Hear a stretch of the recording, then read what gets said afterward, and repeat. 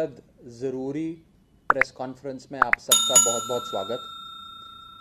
कल जो दिल्ली में घटा, जो दृश्य हम सब ने देखे, वो बहुत ही पीड़ा पहुंचाने वाले थे, दुख पहुंचाने वाले थे।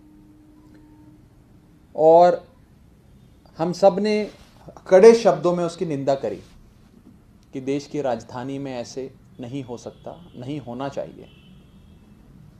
और कल के बाद जो चीज़ें सामने आई हैं, जो एविडेंस सामने आया है, जो पुख्ता सबूत जनता के सामने आए हैं, पब्लिक डोमेन में आए हैं, वो कहीं ना कहीं इस तरफ इशारा कर रहे हैं कि केंद्र सरकार यानी कि बीजेपी की सरकार की एजेंसियां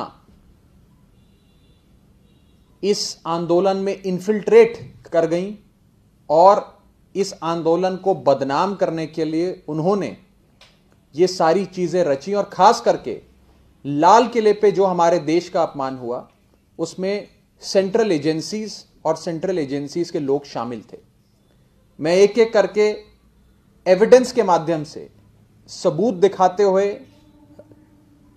तस्वीरें दिखाते हुए आप सबके सामने सारी चीज़ें रखूंगा और ये प्रूव हम लोग कर देंगे कि कैसे बीजेपी ने, भारतीय जनता पार्टी और नरेंद्र मोदी जी ने मिलकर इस पूरे आंदोलन को बदनाम करने के लिए, कलंकित करने के लिए और इस फार्म यूनियंस के जो नेतागण हैं, जो लीडर्स हैं, उनको फंसाने के लिए ये सारा षड्यंत्र रचा। और कैसे कैसे बीजेपी के अपने लोग, बीजेपी के आइडेंटिफाइड लोग, जिनकी पहुंच सीधा देश के प्रधानमंत्री नरेंद्र मोदी तक है, देश के गृह मंत्री अमित शाह तक है, वो लोग इस पूरे मार्च को लीड कर रहे थे। उन लोगों ने, लाल किले पर जो हुआ वो उन लोगों ने किया और उन लोगों ने इसको, पूरी वारदात को अंजाम दिया। मैं सबसे पहले आपको दिखाना चाहता हूं ये तस्वीर 7 रेसकोर्स रोड की, 7 लोक कल्याण मार्ग यानी कि भारत के प्रधानमंत्री का निवास स्थान है, प्राइम मिनिस्टर्स रेजिडेंस है। और इसमें एक तरफ प्रधानमंत्री जी के, इस तरफ सनी देओल जो भारतीय जनता पार्टी के सांसद हैं, मेंबर ऑफ पार्लियामेंट है, वो खड़े हैं। और प्रधानमंत्री जी की उस ओर वो शख्स खड़ा है जिस शख्स ने कल उस वारदात को अंजाम दिया। वो शख्स खड़ा है जिसने इस पूरे आंदोलन में इन्फिल्ट्रेट कर इस आंदोलन को बदनाम करने के लिए ये सारी साजिश रची। जो शख्स खुद लाल किले पर मौजूद था और जिसकी अगुवाई में जो लाल किले पे घटा, जो तस्वीरें, जो वीडियोस हम सब ने देखे, वो इस व्यक्ति की अगुवाई में हुआ है। इस व्यक्ति का नाम है दीप सिद्धू।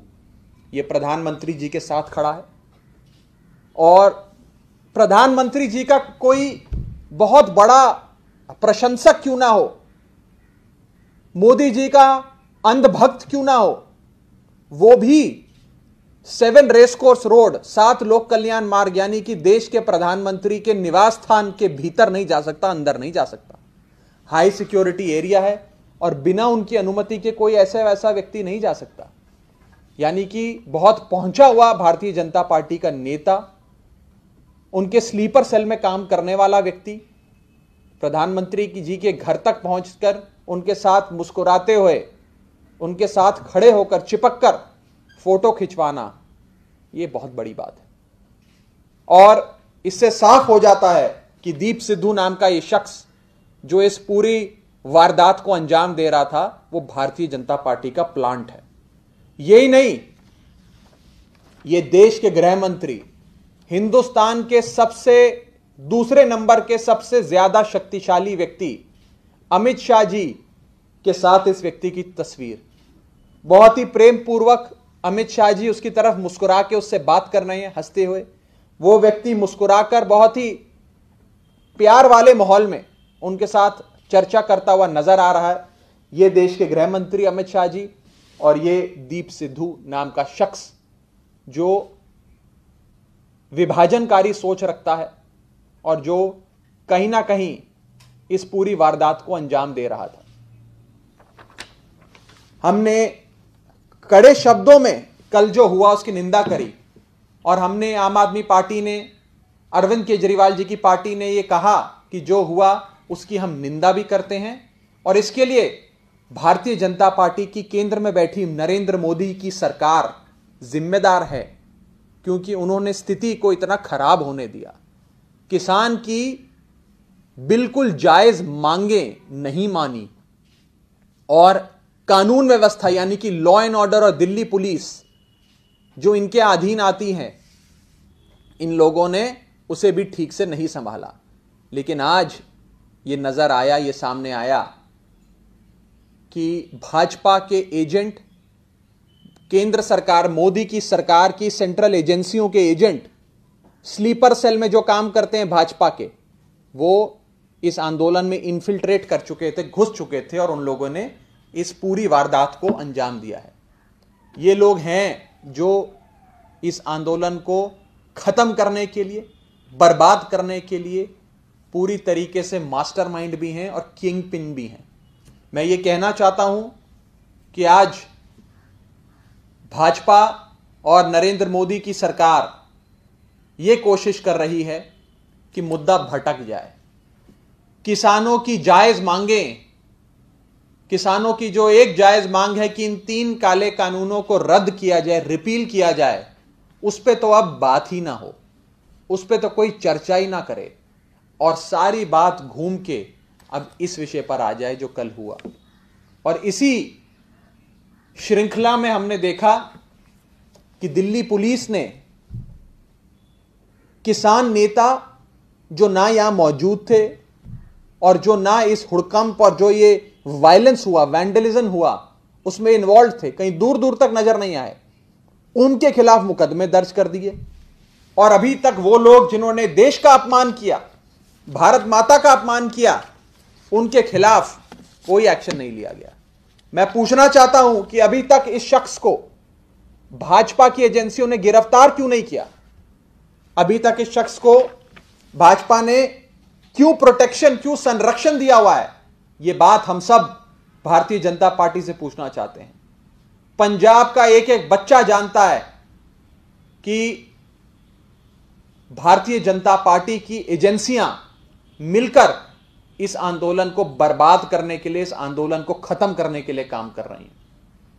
और इस आंदोलन की सबसे बड़ी शक्ति यह थी कि वो शांतिपूर्ण है, अहिंसक है, नॉन वायलेंट है। उनकी वही सबसे बड़ी शक्ति उनसे छीनने की कोशिश भाजपा और भारतीय जनता पार्टी के स्लीपर सेल के एजेंट कर रहे हैं। इसी के साथ साथ कांग्रेस पार्टी और उनके मुख्यमंत्री, और मैं कहूं भारतीय जनता पार्टी के पंजाब में सबसे बड़े agent captain Amarinder Singh, Bharatiya Janata party को बचाने के लिए आम आदमी पार्टी पर अनर्गल आरोप, झूठे आरोप लगा रहे हैं। किसी एक शख्स की फोटो दिखाकर दिल्ली में भारतीय जनता पार्टी के प्रदेश अध्यक्ष यानी कि आदेश गुप्ता जी और पंजाब में भारतीय जनता पार्टी के मुख्यमंत्री कैप्टन अमरिंदर, भारतीय जनता पार्टी के मुख्यमंत्री, कांग्रेस के नहीं, भारतीय जनता पार्टी के मुख्यमंत्री कैप्टन अमरिंदर एक दूसरे से नोट्स एक्सचेंज करते हुए आम आदमी पार्टी पर आरोप लगा रहे हैं कि आम आदमी पार्टी के लोग इस वारदात में मौजूद थे और आम आदमी पार्टी के लोगों ने लाल किले पर जो हुआ उसे अंजाम दिया। और एक शख्स का नाम लेके उसकी फोटो वायरल करने की कोशिश भाजपा के मुख्यमंत्री कैप्टन अमरिंदर, बीजेपी के एजेंट कैप्टन अमरिंदर कर रहे हैं और दिल्ली में भाजपा के प्रदेश अध्यक्ष कर रहे हैं। मैं आज पूरी जिम्मेदारी से आपको कहना चाहता हूं कि जिस शख्स की वो फोटो दिखा रहे हैं, जिसका नाम अमरीक सिंह बताया जा रहा है, उस व्यक्ति का आम आदमी पार्टी से कुछ लेना देना नहीं है। उस व्यक्ति का आम आदमी पार्टी से कोई रिश्ता नहीं है। वो ना ही हमारा सदस्य है और ना ही हमारा पदाधिकारी है।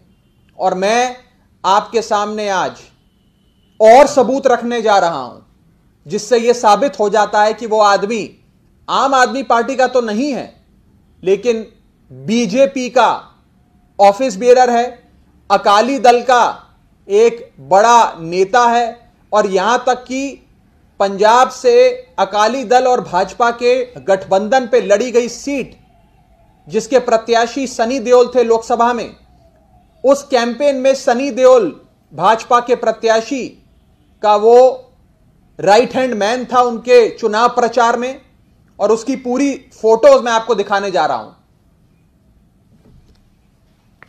यह रहा वो शख्स अमरीक सिंह जो सनी देओल साहब के साथ नजर आ रहा है, ये जिस शख्स की वो नाम ले रहे हैं, और ये भाजपा के नेता सनी देओल। मैं आगे चलता हूं, एक एक करके कई सारी तस्वीरें आज आपके सामने रखूंगा क्योंकि आरोप बड़ा बड़ा है।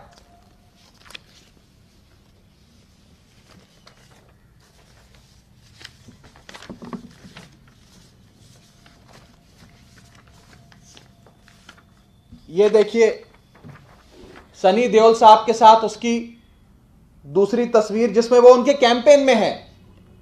सनी देओल का कटआउट, परवेश वर्मा का कटआउट लेकर ये उनके लिए चुनाव प्रचार में वोट मांग रहा है।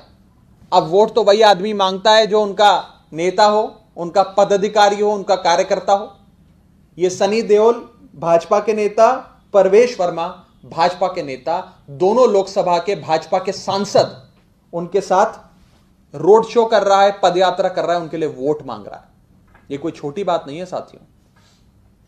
ये शायद अगर कांग्रेस पार्टी और बीजेपी आरोप ना लगाते तो हमें पता भी ना लगता, हम भी ये रिसर्च नहीं कर पाते। वो तो जब हमने थोड़ी तफ्तीश करी तो पता लगा कि आदमी असल में भाजपा का और अकाली दल का आदमी है जिसने दीप सिद्धू के साथ मिलकर इस काम को अंजाम दिया। मैं और तस्वीरें दिखाता हूं।